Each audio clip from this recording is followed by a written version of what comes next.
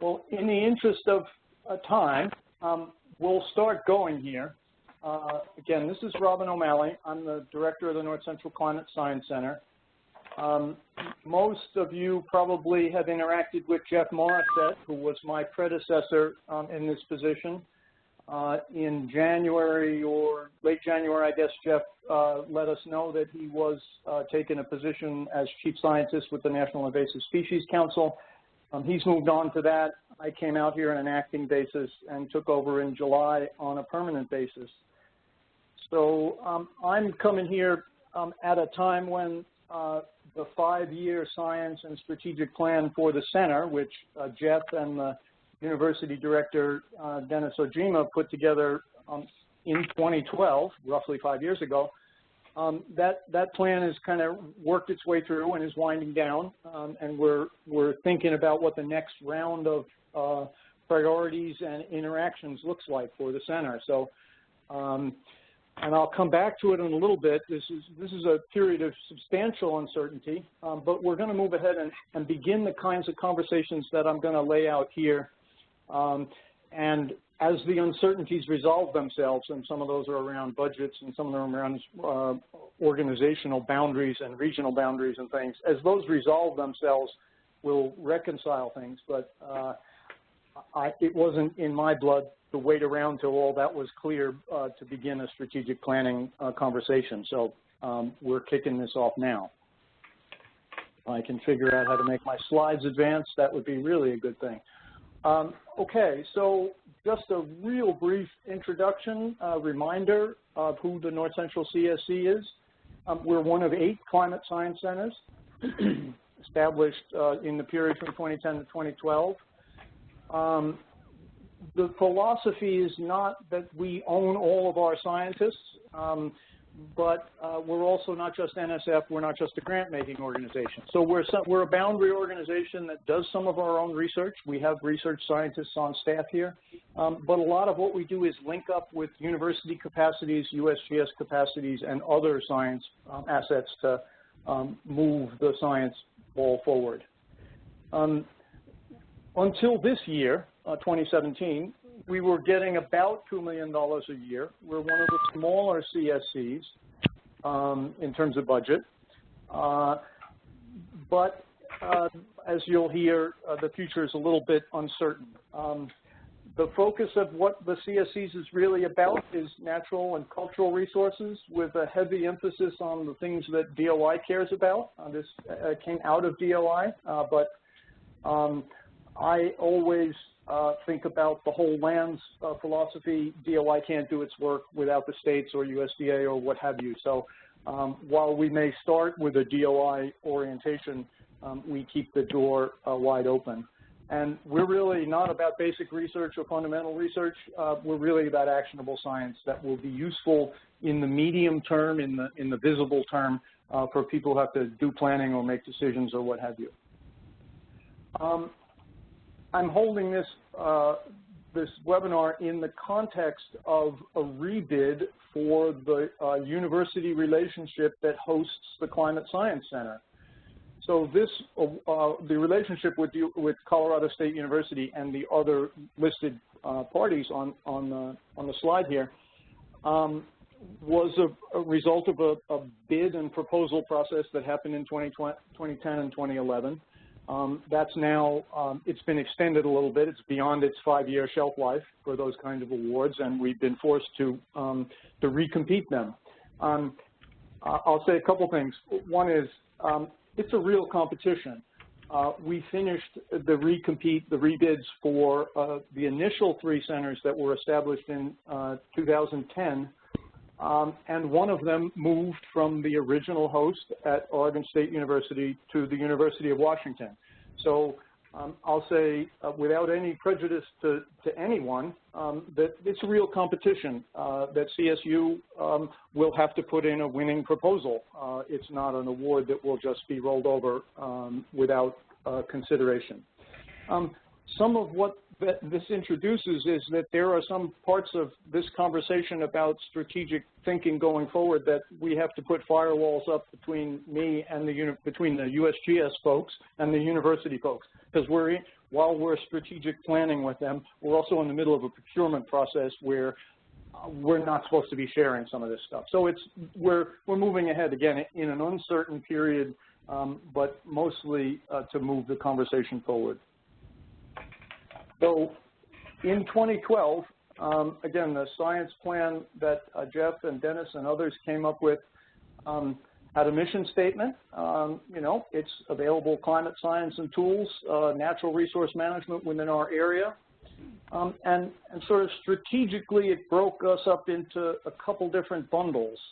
And there were the 3 fundamental science areas where we have strong research capacity and where we can both provide assistance to management decision-making, but also move the needle forward on some of the basic kinds of work. We're doing really interesting work and new tools for evaluating drought and drought preparedness and things like that. So the fundamental science areas are the core of our research work in terms of sort of building new knowledge. And then the notion of revamp is kind of a name with a capitalized letters on it. It's really the philosophy that we would work with agencies who need information to understand what that information is and how we go about getting it.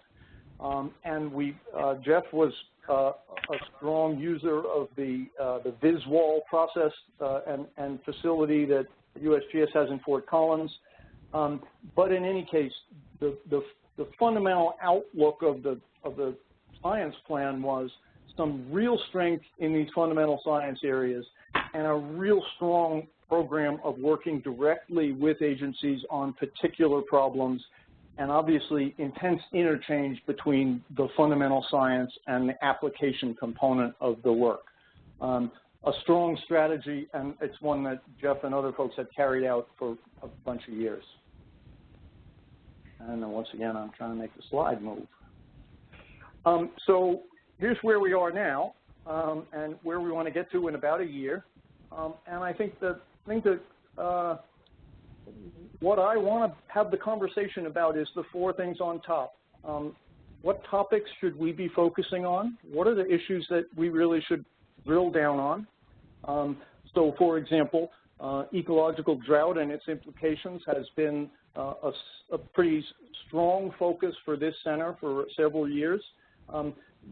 Might we continue to focus on that? Should we add another one that's of equally high importance? Are we done with drought? Not that I think that's true, but that's a question we need to ask. So what decisions we should be working with you on? I'm a real proponent at this point in the business that we're in of doing science that is pointed towards a concrete action, decision, planning element, or what have you. I'm less enamored of things that are just interesting and scoping oriented. I really think we want to get into a space where we're working on very concrete decisions. So understanding what your world is on the decisions that you work on and how we should engage with you. And I've used the example of working with a land management agency that does 10 or 15-year plans versus working with the Fish and Wildlife Service that has a listing calendar that drives them through the year and through different projects. Very different ways of operating and ways that we would have to interact. So we're trying to understand where we best engage with you and the kinds of products you want from us. 5, 6, 7 years ago when I helped establish this, we thought our primary product was likely to be research papers. That's so far off the mark that I'm embarrassed about it, but it means that we're really open to the question of what is the best thing we should be producing for the work that we do. We're going to have to roll with the punches over this year. The President has proposed that we take 30% of our resources away and that we close 4 of the climate science centers. Congress hasn't responded to that, so the outcome is likely to be somewhere in between where we are now and the President's proposal. We don't know where that's going to be. The Department of the Interior is doing a geographic reorganization into 13 joint management areas. the USGS is doing a reorganization that will significantly affect the functioning of its regional offices. And as I said, we have a mandate to go from 8 centers to 4. That will necessarily require redrawing some boundaries, and we don't know if we can get there by just combining existing CSC regions or whether we have to do something more drastic. So there's going to be a bunch of rolling with the punches over the next year. I put this slide in just to raise the perspective up. This is where we want to go. We want to be working with you on decisions that are really important to your agency, that have some consequence. Either they're going to bite us really hard or they're going to control the future for a long time. We want to work as closely as you. This isn't we sit down and meet and go away for a year and bring back a product. The canonical way we'll work is that we'll be in your face a lot. We'll be back and forth, and this will be an iterative conversation. The last two circles we're trying to figure out how to do. When we do a research project and work with you on something, the potential for somebody to have to call and follow up over time and ask some more questions or get some more thoughts on how to go forward is pretty high, and we're trying to figure out how to have the capacity that's funded so that our folks can continue to be maybe as a long tail of participation, but remain involved as things get implemented. And then we all know that we have to be able to figure out whether our science is actually being used and how the adaptation strategies that you all are thinking about designing and building and implementing are actually going to work. So we need to anticipate what's going to work, what's not, and when that'll happen. Again, this is just an idealized view of where we'd like to go. The national program that runs the CSCs, National Climate Change and Wildlife Science Center, and all the CSCs are writing a strategic plan for our network. It has a mission statement that won't be surprising to anybody who has worked with us before. And the structure that you see on the screen right now is kind of the structure of this national plan. Those bullets are built from the work that we do, and so this doesn't constrain us, it more describes us. And for example, while there are going to be a whole range of objectives under the various pillars of work that we do, we won't be held to achieving each of them or all of them. We'll describe in our own plan which of the things that are priorities nationally, which of those we're going to carry forward and do the most work on. We obviously wouldn't be involved in sea level rise kinds of work, and there's other things that other CSCs won't be involved in. So the way this is going to work is that there'll be a structure like this, and then the CSCs, the individual CSCs, will build off that. This figure is from the 2012 to 2017 plan, and it describes the philosophy of where this center was going and the space that we want to work in and the connections that we wanted to create. And I take no credit for this one. This is really Jeff and Dennis's work. But I will add my own three-part bubble. And as I come in and think about the priorities for making sure we do the right thing for folks and that we convince folks on the Hill to keep the money flowing and all that, that this is the kind of criteria that I want to start applying. Again, decisions that make a difference to you all, to your agencies, that are a big deal, that solve big problems. You know, things like the sage grouse plan are big-scale ideas that, once solved, are really important milestones. So high-priority things, again, a decision, a planning process, a timeline, a specific decision that has to get made, less interest, obviously not ruling it out, but less interest in things that are there just to do scoping and what have you. And obviously for our work, climate impacts being part of the mix are really a sine qua non. I think it's reasonable although we're opening the door to the conversation, these assumptions are probably going to stay where they are. We do climate impacts and adaptation. We don't do other kinds of impacts on the landscape, except to the extent that they're cumulative and integral. And we don't do things like, we don't focus on mitigation projects. We don't do solar farming and wind farming and that sort of stuff. We're on the impacts and adaptation side. We're on the natural and cultural resources side.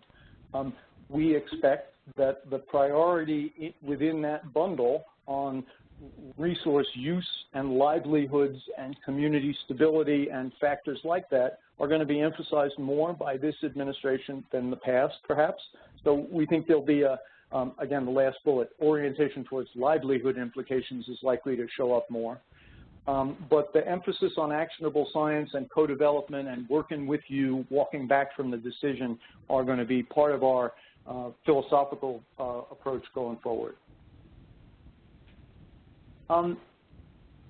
When I came here, it was pretty clear to me that this center, under Dennis and Jeff's leadership, had really gotten good at some things. And this slide is labeled a draft because there's still some conversations with our own staff and PIs, some of who are on the phone here, about making sure that we're clear about how we describe ourselves to you and what capabilities we have.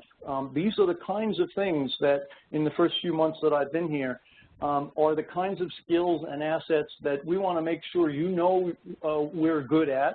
We have the resources for, we have the capabilities for, we have the know-how, we've done it, and we can move through those things. Doesn't preclude other things, but there are some stuff that we've gotten good at and that we have as maybe a little bit more developed tools in our own toolkit. So stay tuned on this. We're going to be starting to think about how we use our existing capabilities and these strengths as you start to fill in the kinds of things we should be putting our attention to. So here's the next two slides are really the guts of the conversation that I hope to have over multiple months, multiple venues, mixtures of kinds of people, et cetera. So start with a decision. What decisions are you all going to make that we might be able to be useful on? That's starting out there. We're asking a bunch of questions about allocation of resources. Frankly, and I'll actually just move back to remind people of it, the 4 pillars here. When we started this enterprise, the science was the one that we thought about initially, and then we kind of stumbled into capacity building because we made friends with universities, and when you deal with universities, you deal with, they hire students, and so we ended up with a lot of graduate students and postdocs that we're training. We're making more of that and making that more coherent.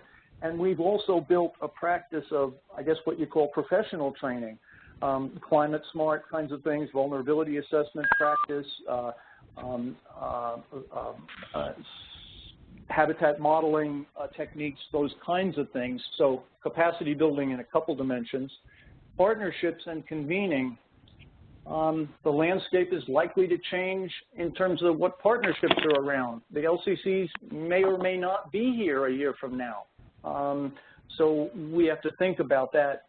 And communications is often thought about as communicating to outside folks about what we do. I'm interested in building the communications practice where we learn best how to translate real hard science into tools and languages and forms that communicate to managers most. So the question that we start to ask of people is, how do you give us some idea of where we need to put the weight of our resources and investment on those 4 things? Here's another question of allocation of resources. We could assign teams and assume that that team's going to work with your agency for, say, 3 years over a planning process. Or we could have capability that you can call for a meeting or 2 meetings or a quick hit. That's a different kind of capacity, different kind of way of us funding it and keeping it on the shelf, as it were. So quick reaction forces that you could call and say, oh, we really need to understand this hydrologic model situation. Can somebody come and talk to us? That's different from somebody being part of the team over a 2 or 3 year period. And I realized I was going to revise this slide, but tell us what kind of products are most useful.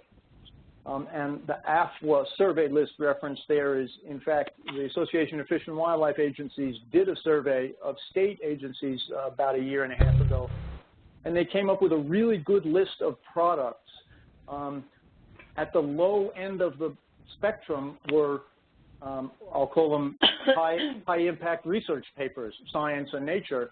And at the top end of the spectrum of what people wanted was synthesis of existing information, sort of state of the science or state of the knowledge.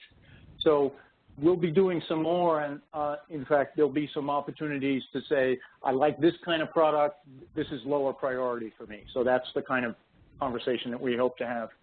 Drought and water availability, I kind of said that. We've been focused on that. Are there other things that are really high priority, really important that we ought to bring alongside and try to build up to similar scale and intensity of focus? Let's have that conversation.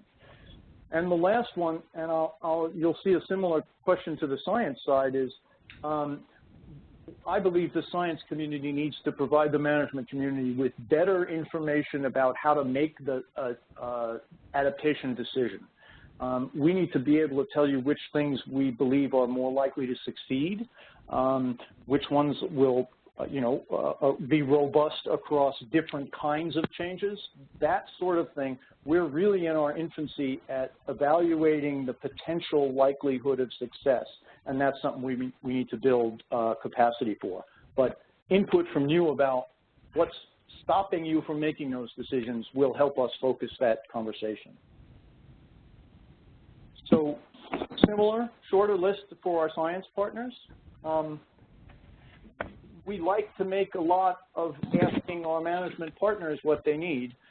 Sometimes the science community is building really cool tools and learning cool things that you don't know might be possible. And so we're asking them, what's on the bleeding edge that you could work on that might feed back into this system where there's actual applications? And having had these teams working with management agencies over the past few years gives them a really good position to understand what of the bleeding edge is useful in the application world. I'm pushing our team to think about how to move from projects that are essentially research projects with a high-grade PhD, PI, to operational kinds of activities that we could do with lower-level staff, or we might be able to train people to do. So can we move from research to a generally applicable tool? How do we move down that road? Synthesis is something that has the potential, and I'm in discussions with a number of academics here, but synthesis papers, at least in some people's minds, have less value, especially to younger faculty and researchers, in establishing their cred and getting through the gates that they have to go through. As an academic, it's the tenure kind of role, and in the federal sector, it's the research grade evaluation process. We want to figure out the incentives to get more of those kinds of state of the science, which are extremely valuable and needed as the science keeps rolling forward, and how to work around the incentive structures, especially for our young faculty, so we're not penalizing them. And again, the last question is, what does the science world think we could say about adaptation decisions that might help you in terms of picking between A, B, and C? How do they think they could help you all make those decisions? Coming back to this notion of big focal areas, drought and water availability has been our focus. I'd like to have a conversation to see if there is one, maybe, another. We might be able to have another topic that we have a pretty deep concentration on. And if so, what should that be? The list there is purely for prompting conversation and thoughts.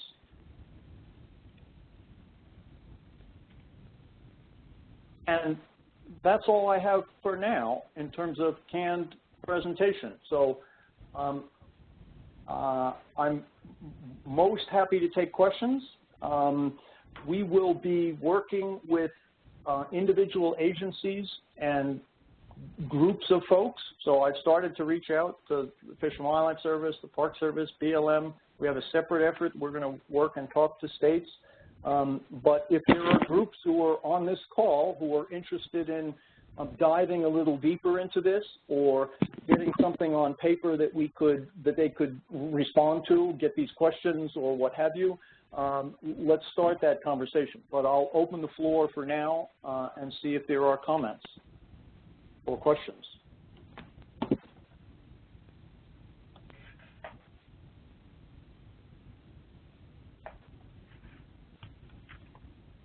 I know somebody has a question.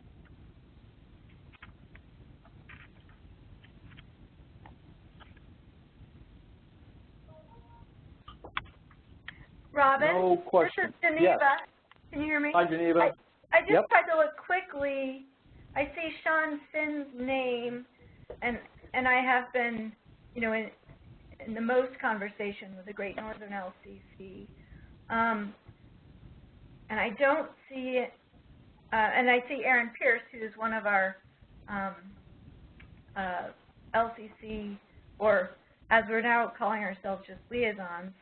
But I don't know if anybody who's on the phone, excuse me, has any questions about at least the specific role that you have some USGS staff playing in terms of identifying priorities and facilitating communications with partners, potential co-developers of work. So I guess I would open it up also if there are any questions about that. Yep.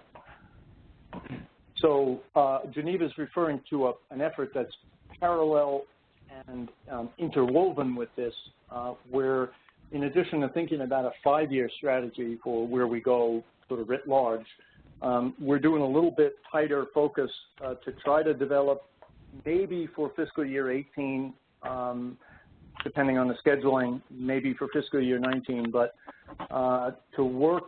to do an assessment of the priorities that have been identified by LCCs, and that's the group that Geneva's referencing, and another separate group of folks going to be talking to the states and the Fish and Wildlife Service on the species status assessment and those kinds of decisions. So we'll be reaching out on the sort of near to medium term and on the longer term in parallel. So we'll try to keep those straight.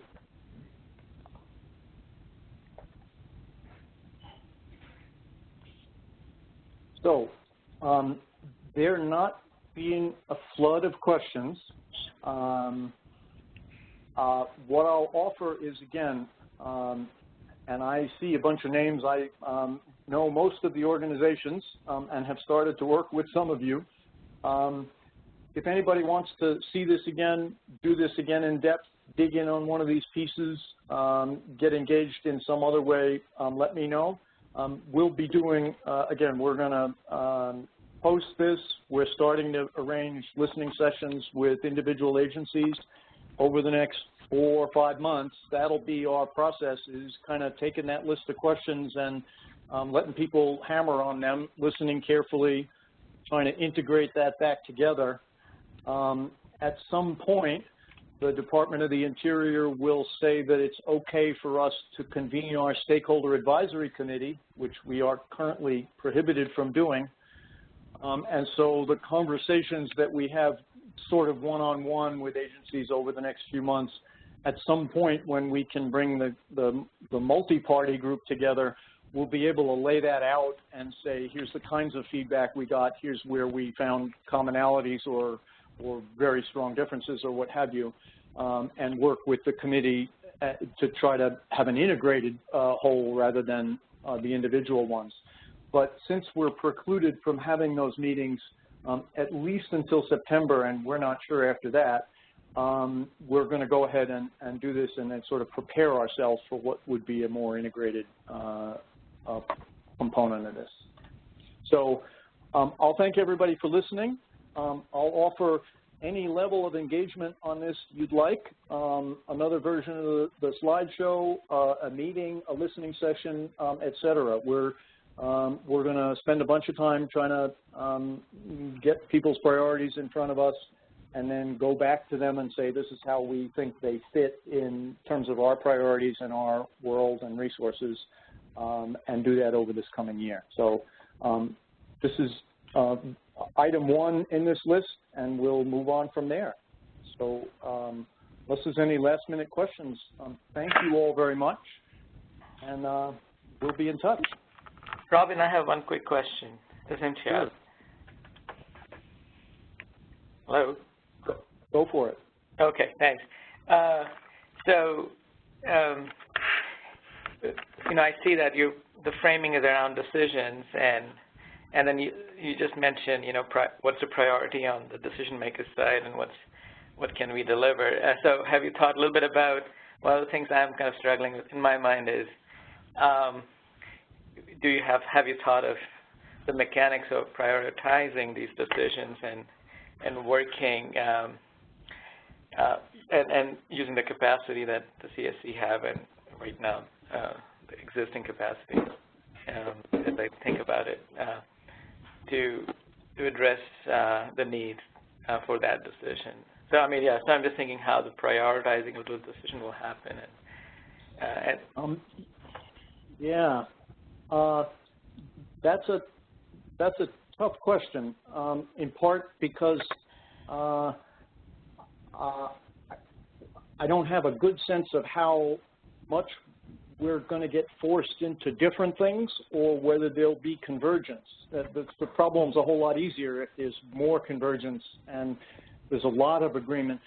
My sense is, and I wasn't here when it happened, that there was pretty good acclamation that drought was something that was a good thing for this center to focus a bunch of resources on. If we came to some grand acclamation like that, that would be easy. If not, then, and we have lots of issues that more than we can handle, and we do have to set priorities, then we'll have to sit with the stakeholder folks, and those are never pretty, but sometimes they come out with good outcomes. It's just, if we have more than we can do, and given the budget situation, that's a decent likelihood. I don't have an algorithm for that, I guess, is the outcome, is that's a decision we're going to have to make together about what the highest priorities are. And I will do that with the stakeholder group and the management agencies in the region weighing in heavily. Right. And I'm also thinking that there must be kind of regional specificity to, I mean, so we can work on drought in general, but as we start applying it to different parts of the domain, it may look different, and the issues may be different, and the way we do analysis research would look different. So I think from that angle of regional specificity and sectoral specificity, we may not have we can't have a single solution or single data set. Yep. And I think that applies for priorities. Right.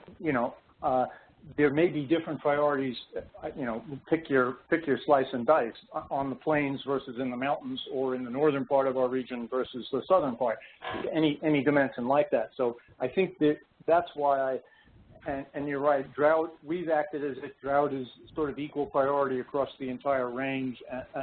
Maybe there are places where we really focus on that, and maybe Southwest Colorado, I'm just making that up, has got more issues related to fire or invasive. If we come out with that, then that's the kind of information that I hope emerges from this process. Sure. Thank you.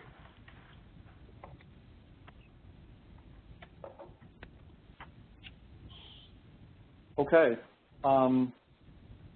Well, one of my rules is no penalty for finishing early. So it's about 1:35.